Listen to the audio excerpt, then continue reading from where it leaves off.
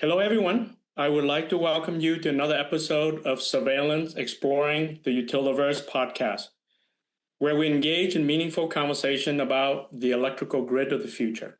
Now, picture this: a summer peak day at a distribution utility. It's not too dramatic on the outside, just heat, air conditioners, and a system that's quietly getting stressed hour by hour. The operation team is watching load forecasts tighten, feeder conditions shift, and the grid balancing margin for error shrink. Solar output is strong until the clouds roll through. Batteries are available, but only if they would charge at the right time. And only if you can trust what they will deliver. A generator can run longer, but it comes with fuel costs, emission constraint, and a very real decision. When do you commit it? When do you hold back for reliability? Meanwhile, nothing happens in isolation on the grid. One wrong assumption, a missed forecast, a communication glitch, an asset that trips, a safety constraint from field work can turn a good plan into a scramble for the team. So the day become a sequence of high-stake practical choices: what to charge, what to dispatch, what to curtail, what to keep in reserve, and what absolutely must stay human control. That's the reality of modern DER operations, blending market opportunity and load factor strategy with a hard rule that reliability and safety come first. And that's the world we're stepping in today with Kevin Shelley and Johnson County REMC. Well, I'm very delighted to have Kevin with us today. How are you, Kevin? I'm doing well. How are you doing, Young? Welcome to the podcast. Thank you. Kevin is the Vice President of Engineering at Johnson County REMC. He's a Purdue University graduate with a Bachelor of Science in Electrical Engineering, and he began his career with HNTB, where he spent 9 years designing power systems for water and wastewater treatment facilities, including a 24 generators backup power system for a major packaging delivery company's airports hub. He joined Johnson County REMC in 2006 as Manager of Engineering and has continued to lead critical operational and engineering functions, including staking engineering, dispatching, GIS, SCADA, outage management, system implementation, and oversight of outage restoration.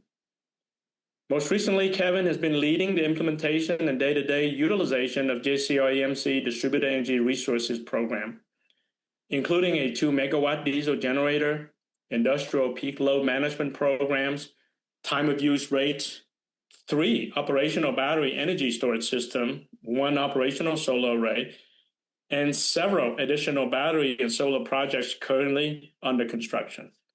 Well, thank you, Kevin, for taking some time out with your busy schedule, as I can see, to share your utility story with us today. To start with, Kevin, can you please maybe introduce Johnson County REMC and the program, the DERs, and the things that are important to the utility to help the audience understand?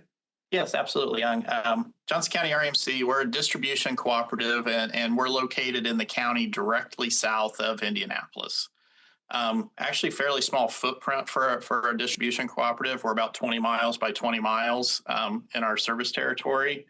But in there with our location of next to Indianapolis, a fairly dense co-op. We have about 31,000 meters in our distribution territory. With that, we've actually been on this DER path for more than 20 years. We actually have had first generator kind of put in that we partnered with some local partners. We didn't own the generators, but we operate them. One time we had 3 generators. We now have 1. 2 of them have kind of got old and fell off, and the partner didn't want to continue down that path. But we have 1 that's partnered with a local city where they're required to have a generator at a sewage booster station. And that generator has been there for more than 20 years. As you mentioned, we have worked with peak load management programs for more than 10 years with industrial partners. Our primary one is a freezer warehouse that, it's a very large, several 100,000 square foot freezer. And if we give them notice, they can pre-cool the freezer a little bit. And for 3 hours, they can drop close to a megawatt of load to make that happen. Along with that, we've worked a lot with time of use rates, but the most recent and exciting, that's new and exciting for the utilities and what people want to talk about is the battery systems and solar projects that we have. So in 2023, at the end of 2023, we brought online our first battery system. It's a 3.5 megawatt, 15 megawatt hour battery system, and then in 2025, we brought on two more battery systems. And along with one of the battery systems, we installed a 7.2 megawatt AC solar array at the same site as one of the battery systems. So, things that are important to us, because another recent happening for us is we're in the process of transitioning from being a member of our GNT to being an independent co-op. So a lot of these are important to us in our power supply portfolio as we make that transition. Well, based on all the assets that you mentioned and the years of experience, including a bit of what I would term the DER as a demand response program with the industry, that JCREMC is well experienced and understanding of how some of these assets could contribute to those objectives. Approximately, I understand that the peak load of JCRMC is about 145 round numbers, something like that, Kevin. So relative to some of the planning and the assets you have now, maybe help us understand. Everybody always talk about DER's capacity compared to your peak load is when your controls, how you're managing it, all that become very critical for reliability and resiliency. So. Yes, I guess a little more detail on the peak. During the summer with us next to Indianapolis, we have a high penetration of natural gas in the area. So a lot of natural gas heat. So we peak at 145 megawatts, about that during the summer, and at about 115, 120 megawatts during the winter. We're very much a summer peaking co-op here with the penetration of natural gas. But yeah, it's a balancing act. We're the very first batteries that we put in, we tried to put in at one of our more heavily loaded circuits. So for the most part, we didn't have to. But with those peaks, there's a huge swing. And in October, we might only peak at 85 megawatts. Where during the summer we're peaking at 145 megawatts. So trying to balance, the financial side and the impact of putting in the right size battery so that we don't have to lose too much capacity out of it during those shoulder months and have to chop too much back, but still trying to maximize during the summer and winter when we really need it. One of the hard, fast rules we operate on here is that it's important to us, like I mentioned earlier, we're a distribution co-op. We're not a transmission owner. We're not a transmission operator. We're not under the NERC FERC requirements when it comes to transmission. And it's important for us for these to remain distribution assets. So one of the really hard, fast rules we go under is thou shalt not push back on transmission.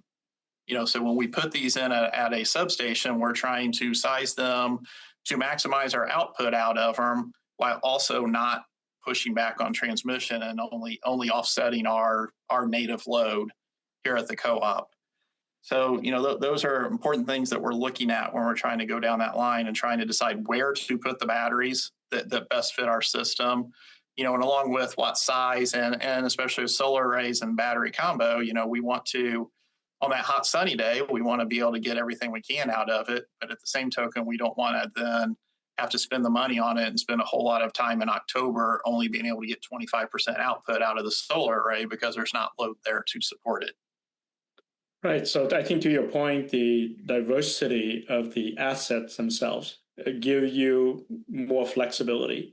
And then the situation of managing peak, managing reliability, but then now talking about independent utility supplies, all those kind of things, I think is the operation on the business objective that drives how the team that you have and the utility that you have to invest in this.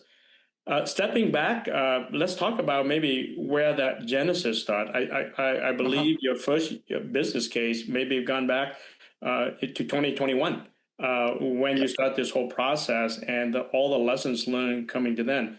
Perhaps a lot of similar utilities like peers of JCREMC are still maybe in the thinking phase on adopting the technology. So what you said at that time, your experience in engineering and understanding the vendors and the tech stack itself and what to do with that, was that maybe slightly early in the cycle from a supply chain standpoint and experience that you can reach out to your industry peers?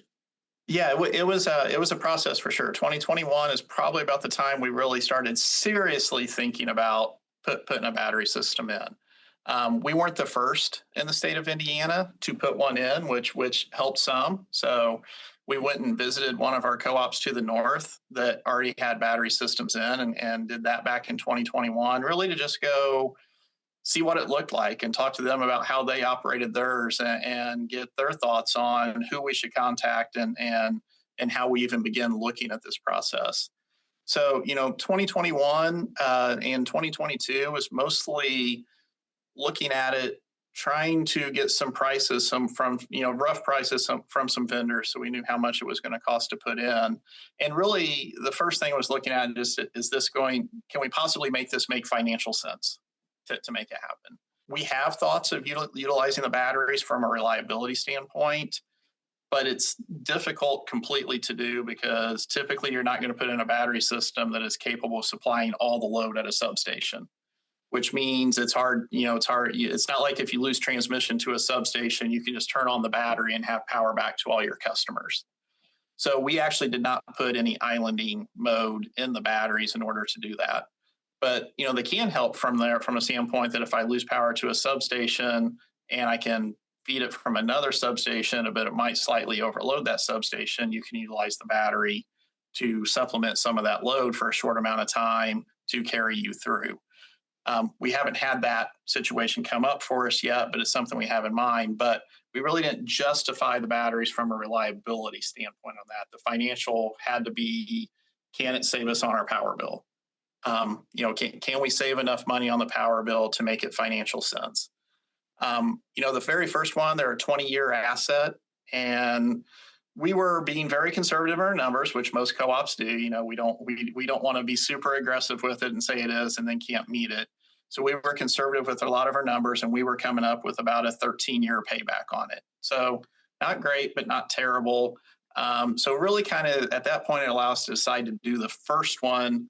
Hey, to pilot, let's get our feet wet. Let's see if it makes sense. As rising costs are happening on the utility system and with the power bills, they may make more financial sense as we go. And kind of as expected, we performed better with it than what our conservative calculations were. And we're actually looking at more like an 8 to 9 year payback on the very first one that we put in. So we did well enough with the first one that justified the next ones that we were going to be putting in. It was a process to get done, because you're diving into this and we knew nothing about it. So, finding a strong partner is important, and that's the way we look at it, that the company that we went with to install the batteries was Stella Energy Solutions. And part of the reason we went with them over some others is we felt like it was more of a partnership versus just buying an asset off somebody. And, that was building that relationship and really feeling comfortable with the relationship when you're talking about an asset like this is hugely important. Yeah, that makes a lot of sense. To your point, it's hardest when you stay at a 13, 15 years payback and you're able to execute it due to the team and the planning and organization to get it and understand the 8 to 9. Now a lot of business cases open up when you get to in some of these payback territory. Right. So you've been operating for some time now. So perhaps in my intro, I kind of painted a day in a picture. So perhaps can you take the audience through what an operational day looked like for this multiple assets that you have along the line, the objective? So there's the equipment, there's the control, there's the field crew, there's watching the market situation, the weather and the load. Boy, that'd be great to understand a bit of a day in the life of Kevin and team in managing some of these assets. That would be great. Yes, it's a process for sure, and the main thing we're looking at doing is we are in the MISO market here in Indiana where we're at. So our existing billing structure is we get billed a monthly production demand based on whatever our load was for the 1 hour monthly peak of MISO. And then we also get billed transmission demands based on our transmission provider for our 1 hour peak demand coincident with when our transmission operator peaked. Those two aren't always at the same time, and I'd say only about 25% of the time do they happen at the exact same time. So we got two kind of things that we're looking at. In order to accomplish that, when we first started, it was just me. That was a lot to take on and a whole lot of responsibility, and I take vacations once in a while. So we had to come up with a better idea of it being just me. So we actually have a team of 4 of us now: our planning engineer, myself, our dispatch coordinator, and our DER reliability coordinator. Get together twice a day. We get together every morning, first thing in the morning.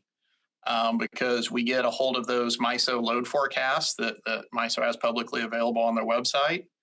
And we start diving into them and looking and deciding, not just for today, but for the coming up next few days, what we think might be happening. And then, so we take those, look at them, and really there's multiple things we're having to decide because there's 3 main areas that we look at deploying and deciding if we want to chase a peak coming up. There's the batteries. Frankly, the batteries are kind of the easiest because our fuel cost for running the batteries is essentially 0. In our case, in our power bill right now, there's a 1.5 cent delta between on-peak and off-peak energy. And just by the way we naturally operate the batteries, we charge the batteries off-peak, discharge them on-peak. That 1.5 cent delta actually slightly more than makes up for the inefficiency in the battery. Because it's not like when you put 100 kilowatt hours in, you get 100 kilowatt hours out of the battery. We've been finding about 93% efficient. So 100 kilowatt hours in, we get 93 kilowatt hours out. But that 1.5 cent delta more than makes up for that. So we really kind of just operate the batteries under if one of the 4 of us says, do you think we should discharge the battery? The answer is yes. But it does take pre-planning because it's best for the batteries. They're lithium iron phosphate batteries. And just like any lithium battery, it's best for you not to store them below 20% or above 80% because that's not what's best for the life of the battery. So sometimes we might go weeks without really having to discharge the battery. So we don't want to sit there with it charged at 100% and hurt the battery for weeks when it's not going to be needed. So we typically keep the battery charged at about 50%. So we have to look out ahead. And when we're looking today, if the battery's sitting there at 50%, we have to decide, hey, if we think we might need it tomorrow, we need to charge it up tonight so that it's available to us tomorrow. And then if we've made the decision to charge it, then when we get together the next morning, we're deciding then, are we going to go ahead and pull the trigger and discharge the battery? Most of the time we do, because like I said, the fuel cost is next to 0. So we go ahead and do it. With that, summers and winters are even completely different when it comes to the battery because summer, it gets hot in the late afternoon and early evening. We have to discharge the battery, typically either 3 to 7 or 4 to 8 in the 4-hour window is typically what we discharge it.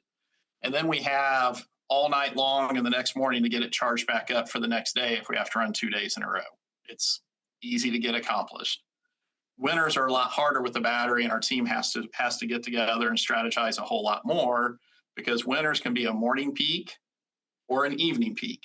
Either one can happen. So it's quite often we have to discharge the battery twice in the same day. Typically in the morning, it's between 7 and 10 in the morning. So we have to have the battery charged up, ready to go. But then we have to get the battery charged back up before 6 p.m. that evening. So deciding if we think we're going to have to discharge again that evening and have to discharge during the day. And that's where reliability starts potentially coming into it a little bit because during the summer, you get a huge peak in the evening and a huge valley at night. So it's easy to charge it in the middle of the night and not have to worry about anything because the load has a huge valley. In the winter, you get a peak in the morning and a very small valley during the middle of the day, and then another peak in the evening, and then a bigger valley at night. So the nighttime is fairly easy, but we have a short window, and we're having to try to calculate at what rate do we have to charge the battery up to get it charged back up, but we don't want to charge it any more than that, because then that puts too much of a tax on the system and potentially causes an alternate peak, for our system, because we're charging the batteries. So that becomes complicated for us to do, but we've gotten good at it. It's not insurmountable, and we've gotten good at it. But the team also then has to look at the generator and our industrial partners and what we're going to do with that. We're doing that in the mornings also, and deciding, our industrial partners sign up for, they need about a 2-hour notice to do what we do with them. But the contract with them, we get limited to 21 asks of them to control per season. So we have a limit on how many times we can do it. So that's where, we get together in the morning, but then we will watch the actual load during the day and see how it's comparing to the load forecast to decide in the afternoon what we're going to do with them that afternoon. Or in the case of winter, we're having to decide in the afternoon if we're going to have them control the next morning, and we're deciding in the morning if we're going to have them control that evening. And then the generator is yet another aspect of it that comes into play that really almost turns into a more real-time decision, because it is a diesel generator. It costs us between $400 and $500 an hour in fuel to operate that generator. So the fuel cost of that becomes significant. We don't want to run it, unlike the batteries. If we have to run the batteries 20 times in a month, 80 hours in a month, we don't really care. We're perfectly fine. Well, if we did that with the generator, our fuel costs would more than overcome our savings on the power bill. So we have to be more picky with it and take more chances that we might miss a peak, but have to be more picky with how we run it. So that team is discussing a lot every morning. Once again, we've gotten pretty good at looking at those forecasts and getting together with it. So it sounds like it would be a lot, but it's usually about 15 minutes each day that we get together and come up with our strategy for that day and typically the next day. And sometimes we'll look at, 4 or 5 days ahead and say, hey, if nothing changes, we think we're going to have to do that then, but we don't make those final decisions until we get closer to the day. Wow. Hearing you, the number of assets, the number of rationale, return on investment, to the point whether you turn it on, you charge, and you reserve. And over the years of experience, I guess in the last couple of years, you fine-tune that now. And I believe part of the conversation is as you expand the asset list, right? And then you have multiple business objectives. So part of the conversation I don't think we talk about is maybe the control side, the automation side. We talked about why it's important you do, you understand it, you get it down to a good process. The human in the loop seems very important, and then the process is down. Let's cover a bit about the tech side on the assets or the control of the system. What has worked and maybe what you think will be needed going forward? Because as to your point, as you add a device, the permutation of the probability now had increased. And when you look for an optimization process, I think there are technology coming that could help realizing maybe shorten the learning curve also to get to that optimization. Yeah. Right. Yeah, it was important to us. We thought about this going into it. One thing that was important to us, because the asset management that we got from our partner that we had the batteries put into it included a scheduling system and things that you can go in there to schedule the batteries. But the last thing we wanted for our system operators was to have to learn a new system. So we made it clear from the beginning it was important for us for it to be integrated into our surveillance SCADA system. And we wanted our operators to be able to do everything, as far as scheduling it from that system operator. And we also wanted to get alarms and things to come into SCADA to bring to the system operator's attention. Now, those alarms are kind of general, just that there is an alarm on the system, because then that goes to our DER reliability coordinator, and then he can dive in on the back end and see what's going on and get there. So we were successful in that because we prioritized that from the beginning. And that's one thing people need to do if they're putting this in. They need to have an idea of how they're wanting to control it and be clear with that with the people they're working with, so that you're working toward that from the beginning. Went fairly smooth for us and getting that coordinated in and brought in. So with that, once we had the data points coming into SCADA, we had to figure out how we wanted to control it. At the time, we've worked a lot with Young and the Survalent team in the past, and they're come a long ways, and they've got a product coming out that we will probably be switching to here soon to control the batteries. But at the time when we did this, that product didn't exist. So I have a software engineer that works for me that is very smart and very, very good at things. So he went in and built us a scheduling software within a scheduling program within SCADA. Things that were in it were fairly simple. It's a pretty, start date and time, stops date and time, of when we wanted to discharge and when we wanted to charge.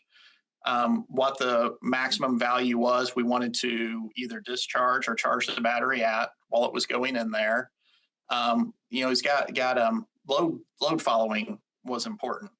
When we're discharging, I mentioned earlier that thou shalt not push back on transmission. Well, to do that, we have to have a program that is looking at our load on the substation. And if there's not enough load in the substation, because our batteries can output discharge at up to 3.5 megawatts. Most of the time, it's pretty easy with a program. We say just put in there that we want 3.5 megawatts if it's available.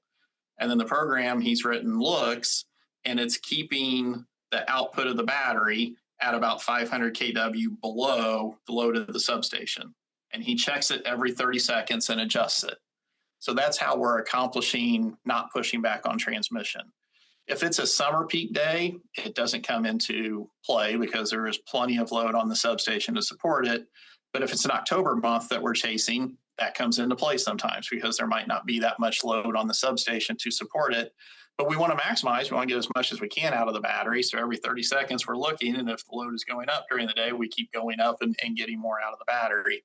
Load starts dropping, then we start going down and dropping our output out of the battery to keep that in play. And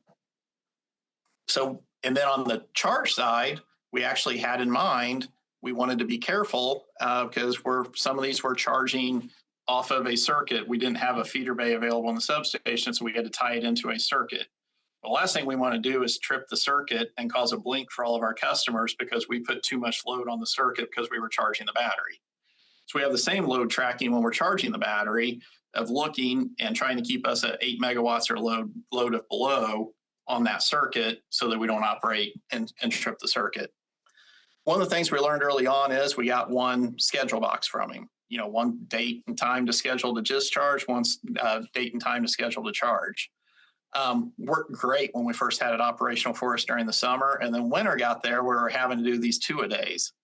And then I was having to reprogram the battery after the discharge in the evening to be ready for the next charge in the morning, and having to do that when we finished. And it really became cumbersome.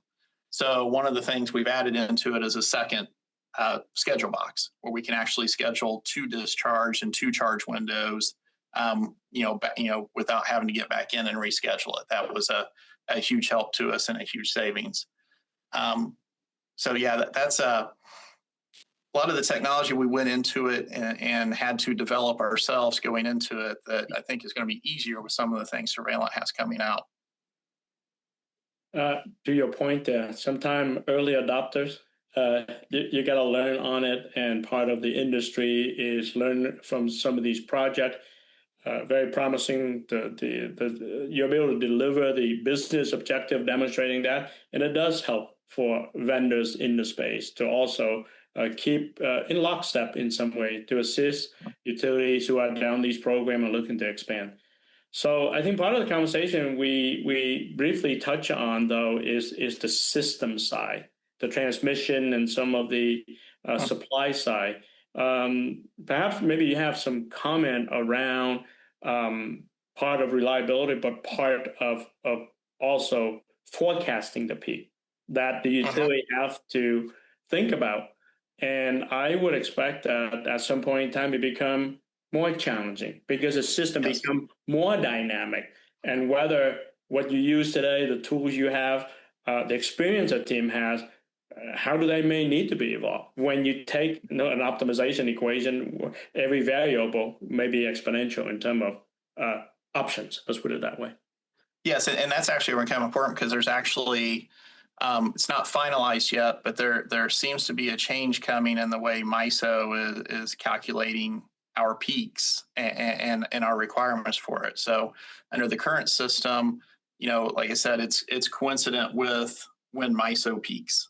So, we're really just looking at the system and we're trying to decide, is today a potential day that MISO might peak? And if it is, during what time? And if it is, we want to blast and run everything we can during that time to have absolutely everything running and lower that peak as much as we can when they peak. Not to say it's easy, but we've gotten used to that. It's something, basically we're just making the decisions of, are we going to do it today or are we not? And then if we are, we're blasting with everything we have. The change that's coming is that they're looking at moving to a system that instead of really even looking at MISO's peaks, they're going to give us blocks of at-risk hours that MISO thinks are important to them. Mm. And during those hours, they're going to average our top 10 highest peaks during those hours. Well, that becomes a lot more difficult because, now we almost have to look at what is, if our peak is 145 megawatts and we think we can lower that by 30 and get down to 115. Well, we don't have to just worry about the day that's 145. We have to worry about all the days that are at those at-risk hours that were above 115. And managing the assets and trying to figure out where to turn on the assets, obviously we want to utilize the battery because it's our cheapest resource to utilize as much as we can. If we have that generator that we can get 1.7 megawatts out of, or if we're going to hit 116 megawatts in the day, we don't want to do that with the generator and lower us down to 115. That's expensive to do. We want to turn on a battery and lower that. But then trying to figure out when you feather in all these other assets, and frankly, it's something that we're still working on. It hasn't gone into place yet, and we're working on our strategy for it. And we've been working a lot with Survalent as well. And I think that's where some new technologies and AI is going to be able to look at that, and load for, right now we concentrate more on, not that we ignore load forecast for Johnson County REMC, because it is important to us and we want to have an idea, but the current system, we don't really get billed based on what Johnson County REMC's peak is. We get based on what our load is during MISO's peak. So we don't worry too much about controlling our peak at the moment. In the future, when they go to this and they're looking at our peak, now we have to load forecast our own peak, because once again, we have to make those decisions about what battery systems do we have to have charged up to what level to have enough available for us to make it happen. And still a little bit nervous about it. We're working through it. I think there's a lot of different strategies that goes into it, but that's something then where, right now, for the most part, when we discharge the batteries, we say discharge it and we turn it on and we want to discharge in these hours and finish. Well, under that system, hey, for the first hour, we only want to be discharging a megawatt. Then we want to ramp up, and at peak, for today, we may need to be discharging 15 megawatts and then ramp back down as we come back out of it at the end of the day. That's a lot harder to accomplish. That's not just a team of four today getting together in the morning and deciding, are we going to discharge today? That takes computer programs. That takes potentially AI to help look at it and look at the forecast to decide what you're going to have charged the batteries, but then monitor actual load and then actually do things based on actual load when they're happening. So it's an exciting thing to battle, but it's also can be a bit overwhelming to think about at times. I think it's an important point that you raise when the rules or the regulatory on the supply side change and evolve. It's very different when a developer put in an asset and signed a 20-year contract, right, and just operate it. Right. But the dynamics around that now you have to manage, just exactly like you said. And you mentioned, and I think an important word, your own load forecasting. Right now, you're going to need to know and understand what's going to happen hourly, perhaps for the next 24, 48 hours, because if you have a large battery fleet, that means you're going to have to charge and discharge. So when you weigh in all of those time blocks and frequency, now you need an optimizer. And to your point, you raised that point about what are the latest tools, machine learning, deep learning, and possibly some of the agentic capabilities to take in all of these variables, including the control side of the system, and try to balance that and plot a course of resolution so that your team, the expert, would say, okay, this is what it means to me. Can you maybe... And with that, I want to expand just a little bit, Young, because, in there, we also have the solar array. So weather becomes important in that and looking at that because, when we're deciding what to do tomorrow and we feel like we're going to need to curtail some, but is it going to be cloudy or is it going to be sunny? Is it going to be patchy cloudy where the solar is going to be coming in and out, and you have to supplement it with battery that can respond quickly to those clouds rolling over. Where if it's predicted to be a bright sunny day with no clouds in the sky, we can kind of count on full output of the solar array while we're doing that. Where especially during the winter, it could be a cloudy, cold day. And we're not going, we do have to worry about that because we're not going to be getting anything out of the solar array. So we got to lean more on the batteries. So, that's another complication that goes into that when you're looking at that.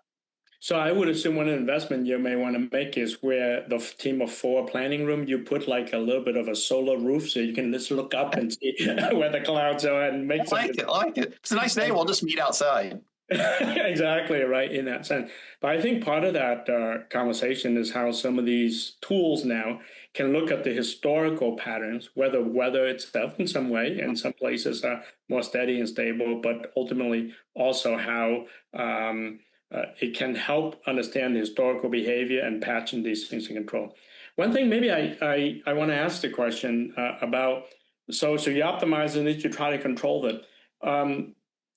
Do any of those control decisions in near real time you can translate to business impact, whether financial metrics? Again, no need to give dollars, but is it measured? Is it like at the end of the month, hey, we did good here, we did well here? Is there ability to realize the potential and make adjustment fairly rapidly? Something you may have to look at the whole year, or you have to run it and then you make adjustment the next year. Any comment you could make on that? No, absolutely we do. It's not right now. It's not it's not kind of real time a little bit we're doing because.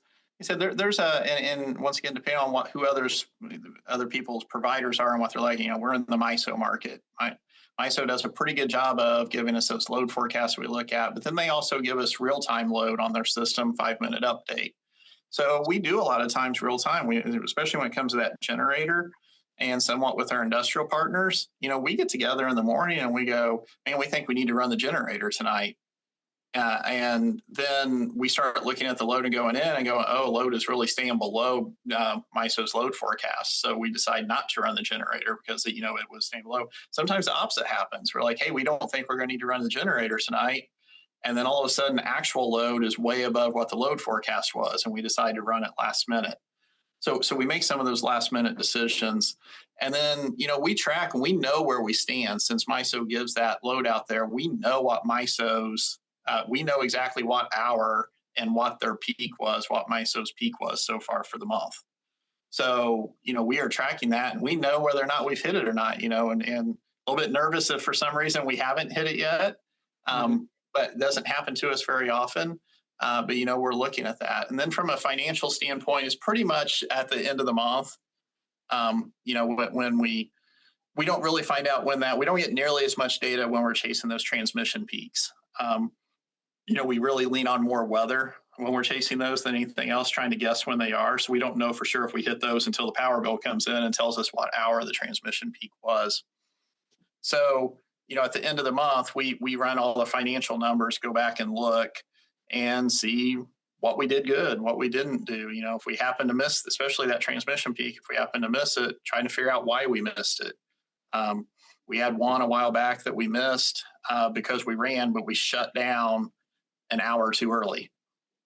Well, the next year when we got that month, we remembered it. We shifted what hours we were running and shifted back to try to make sure that didn't happen again to us. So yeah, it's pretty much right now kind of a month end. We look back at the previous month and see how we did and look at the financial numbers. And we dig into it. When it comes to the battery, we try to be accurate in what we're doing with it. We take into account how many megawatt hours did we put in the battery? How many megawatt hours did we get out? Did we discharge during peak hours, charge during off-peak hours, or did we have to charge during peak hours some? And we calculate that out as to what our energy savings or cost was for the month with the battery. The battery takes auxiliary power. You have to keep the batteries at temperature. So there's heating and cooling systems to keep the batteries at temperature that takes energy to make it happen. So we look at the energy use that we had in that auxiliary system, and we say that's a cost that if we didn't have the battery, we wouldn't have. So we subtract that off of our savings that we got off the battery for hitting the peak to try to be as accurate as we can, including while we're discharging the battery for that peak, that auxiliary power is still using some energy. The batteries put off quite a bit of heat while they're discharging. You have to keep them cool. So we look at what the demand was on that auxiliary transformer while we were discharging the battery. And essentially we say the batteries were providing their own cooling, and we subtract that off of what that battery was actually outputting to determine what the actual reduction was in the power bill. So it's a complex system in going through. You're really balancing the details. So on the energy in balance of plant, that's what I'm hearing here that you calculate. Wow. Absolutely. A lot of capability there. Well, perhaps you paint a picture from the beginning when it started, and directionally, I think you share a bit about the journey in the middle, and now the investment to expand the program, reaching approximately 30 megawatts of your total part of the peak on the asset. Can you share maybe one lessons learned for those who are listening and wanting to understand? What did you learn at the beginning of this whole thing, and what are some of the things that you are learning now as you look to go large scale and commercial? I think that would be good for our audience. Yeah. Okay. Yeah, I think I'm going to cheat on and probably give a couple lessons learned here on that. But a couple of the lessons we learned on the first battery system was one, it's you don't know what you don't know, and we didn't know a lot when we went into it. Knew the general principle and what we were going to do, but what we really learned is the battery system is a lot more complex than what we originally realized it was going to be. Not anything insurmountable, but we had a lot to learn. And it's a complex system. When you put in a new system that you've never dealt with before, it was frustrating in the beginning because we had a lot of failures. Don't get frustrated with that. That should be expected. And our DER reliability coordinator says it all the time. You learn the most when the system breaks and it's not working. It's stressful, and you don't like when the system breaks and it's not working, but that's when you learn the most about it. So look at those as more opportunities in the beginning, because when you put something in, you've got to learn about it, and you're going to have some failures in it. With that, if you're putting in a system, don't make the mistake we did. We looked at the design of the system, put it in, constructed it, and then started operating it. And then we promoted somebody within and kind of brought them in as that DER reliability coordinator, and brought them in and expected them to learn about it when they weren't involved with it from the beginning. Find your technical person that you think is going to geek out over the new technology and be excited about it and want to be in it, and bring them in early. Bring them in the design phase. Let them be part of the construction. Let them be out there while everything's being put together, and they'll be in so much better of a spot. Our guy had to learn on the fly with a system that was already operating, that already had stresses on it to keep it operating, and he didn't know much about it. Worked much better with our future projects when he was in there from the beginning, and he was in there and involved with it, and got to see when something was not working quite right during commissioning, and be a part of it and know what was going on with it. So bring that person in early is the biggest piece of advice I can have with that.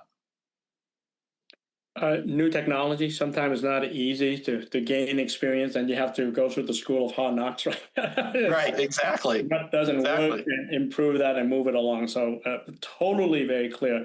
I want to have a follow-up questions about what it seems that great team, great success, learning, adjustment, demonstrating the business outcome, and then help support the continuation and growing the program. I think kudos to you, your team, Johnson County, in doing that. But would you say that the ability to demonstrate those things give confidence, let's say, to the utility, to the folks that are supporting the program, and said, yep, we see it. the business case is there. And then you look at your people, organization, and then you look at your partners also, technology partners, say, I need all these pieces to come along because if there's a mismatch, then the return on investment or the expectation is not there. There's a question in there. How do you feel about that and where the technology is going? Because that's ultimately is around the question, you can try to grow, but you don't have that infrastructure. It could be very risky. Observation on that last question, that would be great. Yeah, I mean, the technology is changing quickly. From the first battery we put in to the ones we're putting in now, same manufacturer, same basic technology, still lithium iron phosphate batteries, but the technology changes quickly, and staying up on it is important. The first battery systems we put in they're all air cooled systems. So there's heat pumps hanging on the side of the containers that just keeps the space inside the containers conditioned to try to maintain the temperature of the battery. It's not greatly efficient, and we have some issues. One of those things we learned early on was when it's down below 0 degrees outside, we were stressed to the manufacturer to give them a break between charges and discharges so you don't hurt the batteries, because you heat the batteries when you're doing it. So we were charging the batteries and giving it an hour break before we hit the discharge. Those air-cooled batteries, the batteries cooled it off enough in that hour that they were actually too cold, and we could only get half output out of them. We learned on those, well, hey, during the winter, we actually want to keep a trickle charge going into them all the way up until time of discharge to make sure that doesn't happen, to keep a little bit of heat in them. The new technologies are all liquid-cooled systems, much more efficient. We don't have that issue anymore. But obviously, that's a new system to learn again and bring in and learn. The technology goes in with the liquid-cooled system versus the air-cooled system. The first systems had we have a 3.5 megawatt inverter, central inverter sitting there that the batteries go to output. The ones that are under construction right now, I haven't got to them yet now, but they actually have the inverters built into the battery containers. They're more like string inverters. So there's 1.75 megawatt inverters in each container. So we got to learn about that technology and what goes into it, which is kind of exciting. The new batteries are going to give us more capacity out of them. There's 4 containers at 1.75 megawatts. There's actually 7 megawatts we can discharge instead of just 3.5. But once again, it's a new technology that you have to learn. So that's where it goes back to, you have to be diligent in who you're picking to work with and have a good partner that you feel comfortable with and work with. And having those successes and putting them out there, this goes all the way up to the board level. This is a lot of money you're deciding to spend to put into it. Every month in the monthly board meetings, the board wants to know how they operated. Were they successful? Did we have any issues? So being able to track everything and give confidence and being transparent when you have failures and why you had failures and what steps you're doing to fix it and ensure that it doesn't happen again and have things running is important. We early on, if something failed, we didn't really have a good communication system. We had to manually watch the system and make sure it's running. We've since developed a call system so that SCADA gives an alarm and sends to a system so that 4 of us get a phone call if the system fails. So it's not relying on us just watching it to know that it failed, because it's no good when you're planning on discharging in the morning and you walk in the morning and find out it didn't charge last night because something failed that if you just would have known about would have taken 2 minutes to fix, but you didn't know it happened. So building those confidences and learning and keeping everybody informed and involved with what's going on is hugely important. Well, I'm a technology geek myself, and you're sharing so much technical stuff. I want to ask so many more questions, but we're going to run out of time. But, reflecting the journey and all that, maybe perhaps we'll label this podcast as a story of courage in a sense of adopting technology, learning, growing, and then further investing. Right? That's truly a story. Yes. Yeah. As we wrap up what I would say, very insightful conversation. I learn a lot about DER sometime when you're in the control side, but there are so many pieces that go in to make it successful. I would like to extend a very heartfelt thank you to Kevin for sharing the story about you, your team, the utility, and your experience with the DER's journey there. I believe we've covered what I would say significant ground in some details.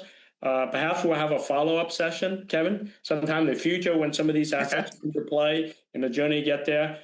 We got to look, behind the scenes, the day in the life of running some of these assets and what it takes, it means to move from a first battery experiment, let's say that way, to now a growing fleet and the transition of the utility. I think that's so important.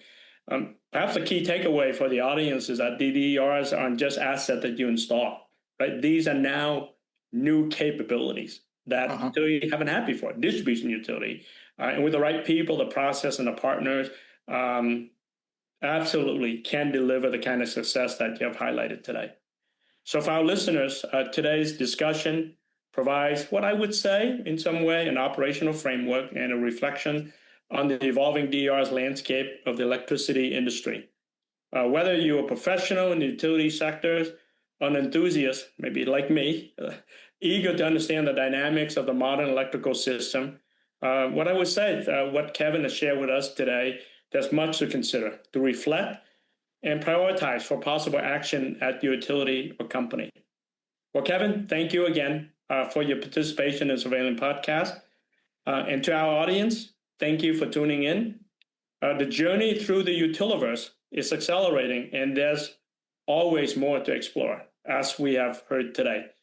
Until the next time, keep innovating and pushing the boundaries of what's possible in our electrification future.